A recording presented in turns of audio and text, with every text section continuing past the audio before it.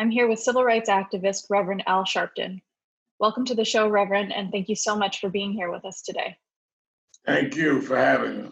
The march you've organized with Martin Luther King III, the National Action Network, Attorney Benjamin Crump, and the families of George Floyd, Breonna Taylor, and Eric Garner is occurring at a pivotal moment during a pandemic and just months away from our presidential election.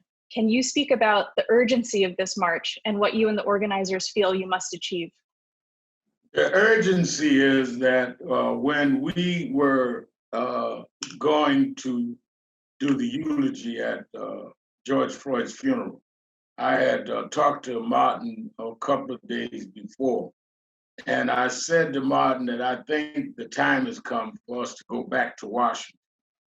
Obviously, his father had done the speech in 1963. He knew I was there. We were kids. I was 9 years old. He was 6 or 7.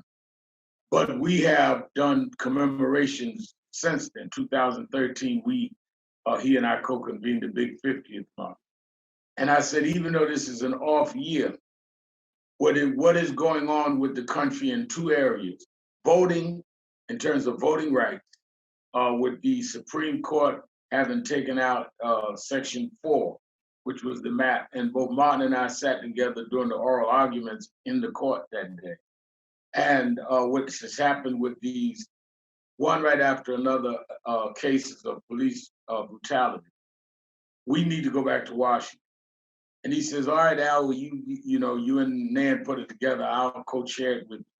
And because we, National Action Network, have the infrastructure with our chapters and our offices to put it together, including our Washington bureau.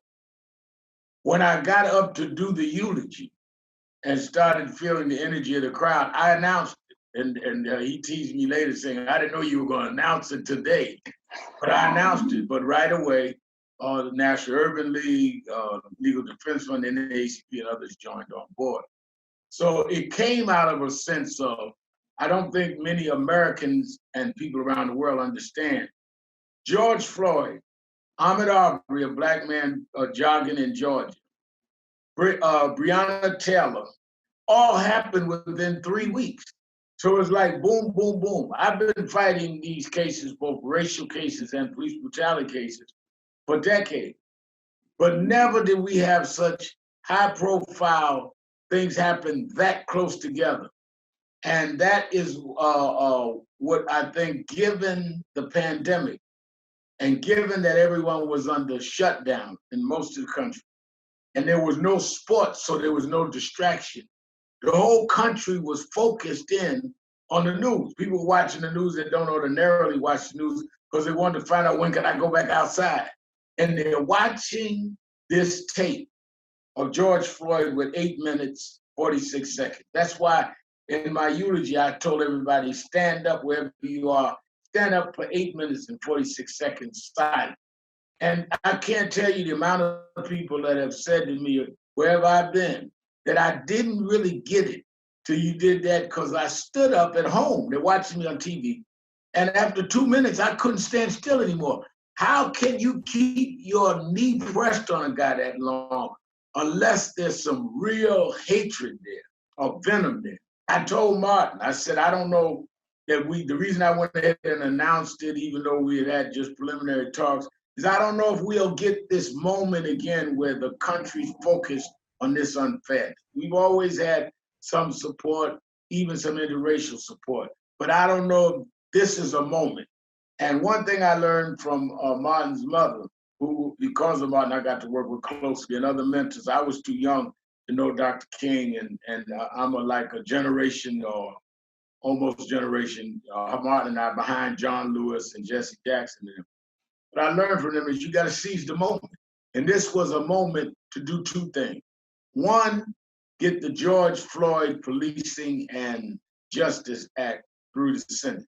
It's passed the Congress, which outlaws and makes a felony out of compression or chokehold, to make a policeman's records public if he's had a litany of complaints, and to deal with their immunity. So we want that law. Secondly is the John Lewis voting rights law, which would replace Section 4 that was taken out by the Supreme Court. The objective of the '63 march was to deal with public accommodation, which led to the '64 Civil Rights Act. Our march is to hopefully lead to the Floyd Act and to the John Lewis Voting Act and make them central in the presidential campaign. Now, without it ending in legislation, historians will say there was a summer of discontent after George Floyd. We wanted to say historically it led to the enactment of marching. That's why we're going to Washington.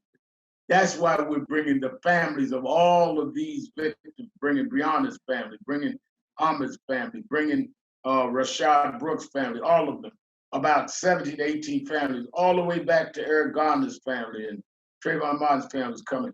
Because I want to stand those families in the shadows of Abe Lincoln, who 157 years ago signed the Emancipation Proclamation with a promise of full citizenship to Black Americans.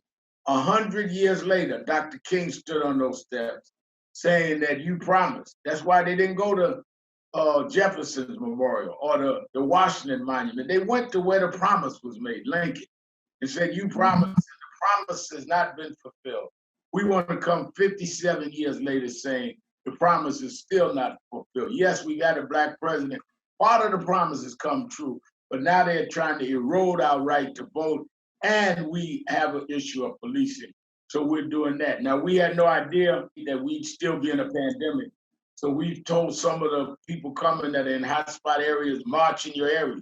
So we're not looking for 100,000 people, but we're gonna have thousands there. And I don't care if no one's there, but the families and Martin and I, the point will be made because the Congress and this election ought to deal with law, not just deal with continual protest. We've heard calls across the country to defund the police. What is your perspective on this, and should cities defund their police departments? I think cities across the country ought to reinvest, reassign the fund. Defund the police gives the connotation, they're talking about taking away all money. It's like, why is there not money in community policing that works and having programs set up to deal with community policing and community cooperation? Mental health, dealing with ex-convict program. Why do you continue to pour money into things that have not proven to work? And I think that that is a better way of doing it. Another misnomer that I think a lot of the media miss is these were the same tensions in '63, is you had those that had organic movements. Let's remember the Freedom Riders was not an organization. Martin Luther King never rode a bus with the Freedom Riders, NAACP. Mm-hmm. That was students that on their own started doing that. And it later formed SNCC. The Greensboro Four, the famous sitting at the lunch counter in Woolworths, they were not an organization. This was four students who decided they were going to integrate that lunch counter. At the same time, you had the NAACP, you had SCLC with Dr. King. So today, when we see organic movements jump up, we act like this is new. They always happen. And you have those that are critical of organic organization. You have those critical of civil rights leadership. Let's not forget '63, Malcolm X was condemning the March on Washington as the farce on Washington. But I think a lot of lazy journalists say, oh, there's differences now. There has always been differences. As long as there's energy out there, Martin Luther King used to say, you take the thesis and the antithesis and make it the synthesis. And that's what we're trying to do. So I think that the whole thing around defunding police, the way I synthesize it is let's put the monies differently. But clearly, as we have a gun control problem, none of us are saying eradicate policing. It's how you do policing. 3 weeks after I did George Floyd's funeral, I preached the funeral of a 1-year-old kid killed by a stray bullet in Brooklyn. So we need policing, but proper policing. The USPS has warned 46 states that it cannot guarantee that ballots cast by mail in November will arrive in time to be counted. What would you say to Americans who want to ensure that their voice is heard? I think that they've got to go get absentee ballots. They've got to vote.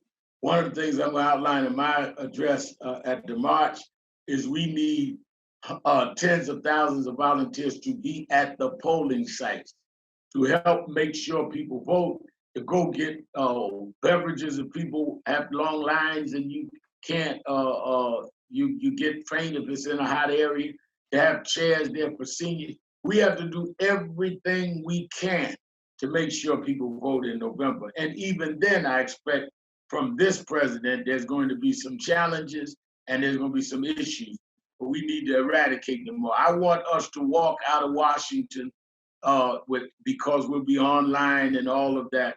We're building an army of people ready to do what is necessary to bring people out for early voting and voting on that day, and keep the pressure on now that the Congress has voted this $250 billion to the post office, keep the pressure on the Senate to pass that to make sure that the postal services can be ready. But I'm not going to depend on that. I want to do both and strategies, not one or. Senator Kamala Harris accepted the candidacy for vice president last week at the Democratic National Convention. Some activists have been wary of Senator Harris's experience as California's Attorney General, particularly in the midst of this broader conversation about justice reform. If she is elected vice president, do you think her experience as a prosecutor will influence her response? And what immediate actions would you want her and her running mate, Joe Biden, to take? What I've said, I was one of the first to come out, if not the first, to say to Joe Biden, both publicly and privately, that I wanted to see a Black woman as a vice presidential candidate. He had said he wanted a woman. I remember him and said it should be a Black woman, and I had him on my MSNBC show and said that way before most. I was glad he chose Kamala Harris. I think she's qualified. I think she'll do a good job. But I'm also concerned about, and they don't have to be Black, who's going to head the Justice Department. I think that the three areas that we've got to put pressure on Joe Biden if he's successful is the Justice Department, the AG, Secretary of Treasury, and Secretary of State. And I think that Kamala Harris as vice president can play a vital role in being in his ear around those areas, particularly the Justice Department, since her work has been in law. She has done things as Attorney General that some of us that call ourselves progressive may disagree. But she's also done some things that we agree. I can say that I've known her 10 or 15 years, and I can say that in the things that I've worked with her in the Senate, she's been on the right side of the issue. But that would be executed through the Justice Department and the AG's office. And I think that's where we would have to hopefully be able to work with Vice President, if she's successful, Harris, to institute. And among them would be the execution of the George Floyd law. The problem has been that this Attorney General and the Justice Department has not enforced laws that are already there about policing, and there are not enough there, but there are some. They withdrew consent decrees. One of the first things that happened when Trump came in is cities like Baltimore, Chicago, that had consent decrees because they had a pattern of police abuse. This administration withdrew them or began trying to. They withdrew lawsuits on voting. So you need a proactive Justice Department to pick up and catch up and then go further than the Justice Department under Barack Obama. So our work is not over on Election Day. If Joe Biden is elected, he knows better than anybody. I'll be the first right on his steps saying, okay, fine.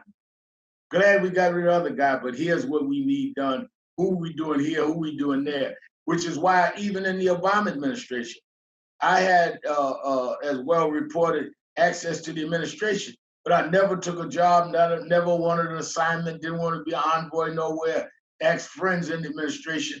I wanted to be free enough to get in the door and advocate. And that's what we're going to do under Joe Biden, big time, if he is successful. Reverend Sharpton, I have one last question for you.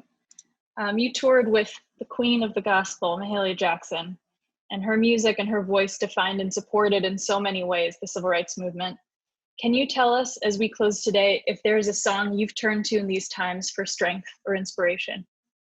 You know, it's funny you asked me that. No one has asked me that because it's a simple answer because it's true. I used to tell Aretha when I was growing up, my father was a businessman. He left us when I was 10 and abandoned us.